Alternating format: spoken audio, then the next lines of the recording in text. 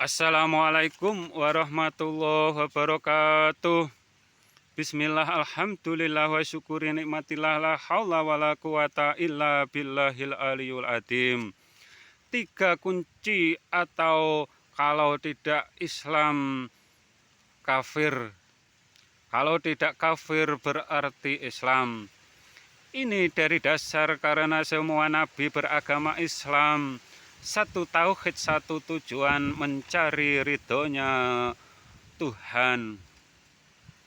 Juga dari kata semua manusia yang dilahirkan ke muka bumi dibekali agama Islam. Semua manusia dalam kehidupan ini hanya untuk menepati janjinya masing-masing, yang mau melakukan atau melaksanakan janjinya atau yang ingkar dengan janjinya. Bagi Tuhan tidak ada masalah. Bagi Allah Subhanahu wa Ta'ala, makhluk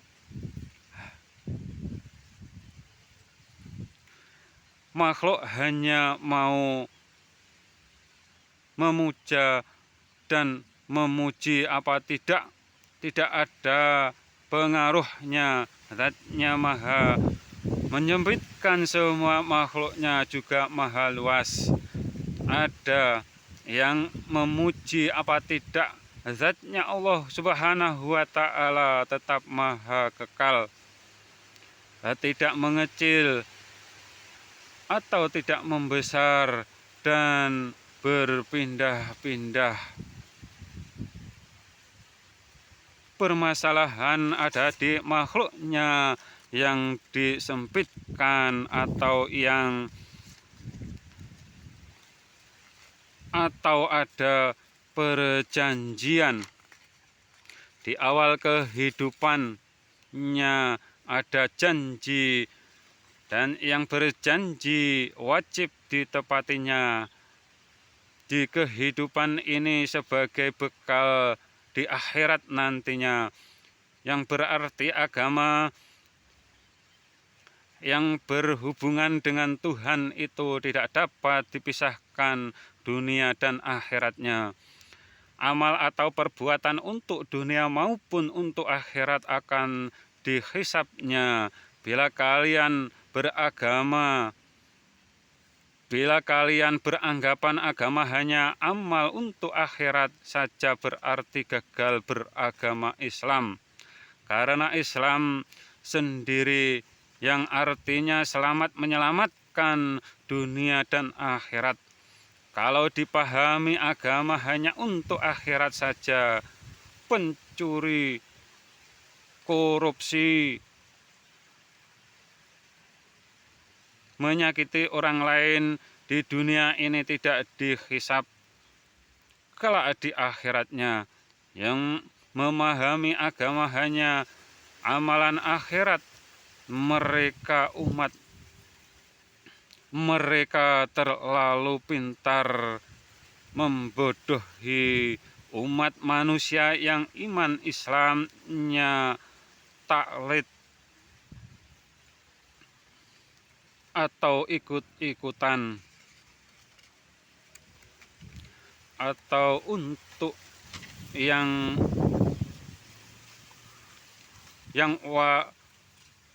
waras akalnya atau pikirannya. 3 kunci bagi yang beriman kepada zatnya atau zat Allah Subhanahu wa Ta'ala. Yang iman kalau manusia yang dilahirkan ke muka bumi ini dibekali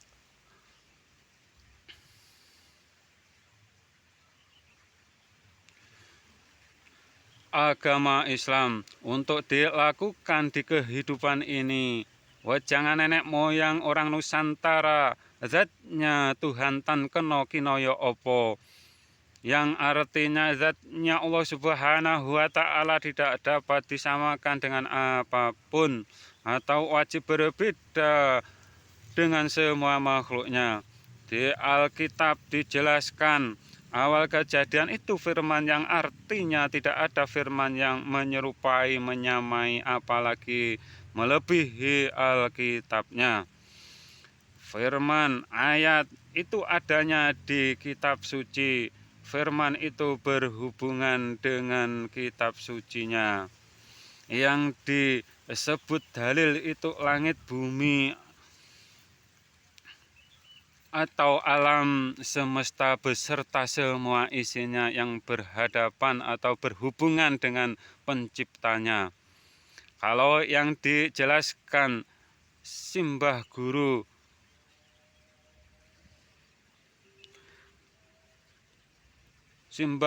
bangsa beliau Gus Dur, dalil itu berhubungan atau berhadapan dengan kalam qadim.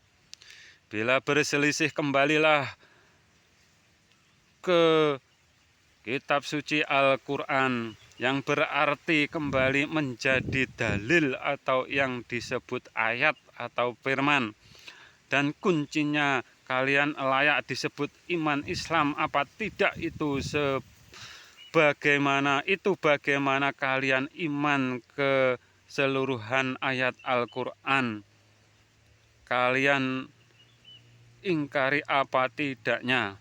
Secara langsung umat Islam atau umatnya baginda Nabi Muhammad SAW tidak ada yang ingkar dengan ayat Al-Quran.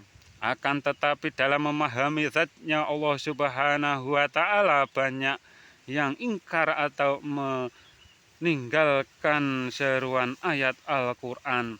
Yang demikian tidak layak disebut orang Islam, orang iman Islam, atau mereka hanya orang kafir.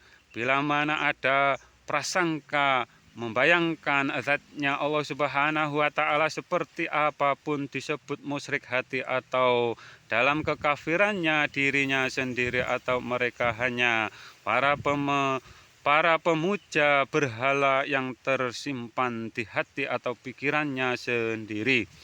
Yang demikian biasanya bertauhid bermata sebelah, hanya iman satu sisi ayat ketuhanan Tuhan di atas titik-titik saja, dan mengingkari sisi ayat ketuhanan Tuhan dekat titik-titik atau yang sebaliknya sama.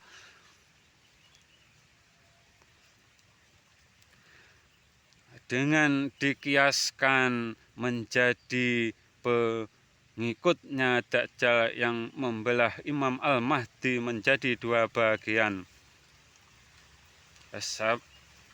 Sabda-sabda baginda Nabi Muhammad SAW di zaman akhir akan ada ono itu dapat dipahami dengan seruan ayat, seperti yang membaca ayat Al-Quran tidak sampai ke kerongkongannya karena ingkar dengan seruan ayat Al-Quran. Di zaman Dajjal, orang yang beriman hanya bertahan hidup dengan membaca kalimat tauhid. Bagi mereka yang iman dengan seruan ayat Al-Quran dan keilmuannya ditaruh di rohaninya. Bagi yang ingkar dengan seruan ayat Al-Quran, membaca kalimat tauhid, bagaikan orang yang mati atau hanya seperti burung beo karena imannya ditaruh di hati atau pikirannya.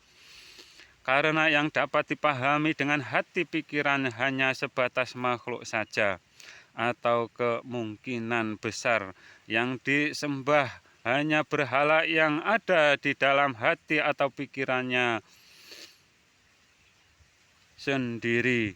Sabda baginda Nabi Muhammad SAW, yang akan dihadapi Imam Al-Mahdi akan sama dengan yang dihadapi beliau Nabi Muhammad SAW. Zaman jahiliyah berhala dipatungkan, saat ini berada di dalam hati pikiran pemujanya sendiri. Semua senjata akan meleleh dan bersenjatakan pedang. pedangnya Imam Al-Mahdi agar semua manusia tidak mengingkari seruan ayat Al-Quran. Misi Imam Al-Mahdi bukan menegakkan misi Imam Al-Mahdi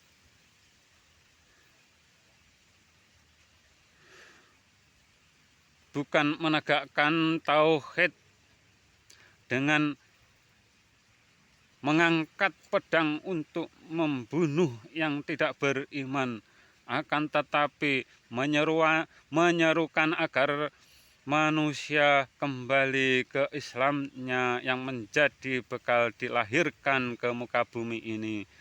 Dan misi Imam Al-Mahdi membawa perdamaian. Perdamaian itu akan tercapai apabila semua manusia mau kembali ke Islamnya atau menepati janji kepada Tuhan yang telah menciptakan roh dengan istilah yang meniupkan ruh ke jasad manusia saat di kandungan ibunya. Semua logam akan meleleh.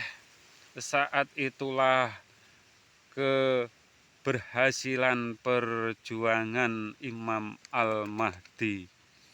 Misi Imam Al-Mahdi agar umat manusia kembali ke Islamnya yang menjadi bekal manusia dilahirkan ke muka bumi ini. Kewajiban manusia untuk menepati janjinya yang salah Tuhan karena ingkar dengan seruan ayat Al-Quran. Yang ingkar seruan ayat Al-Quran tidak layak disebut iman Islam karena yang dipuja, yang disembah hanya berhala atas prasangkanya sendiri atau mengikuti prasangka gurunya atau guru mursyidnya. Bila salah iman, amal ibadah sebaik apapun, sebanyak apapun, kelak di akhirat bersama api neraka. Wassalam.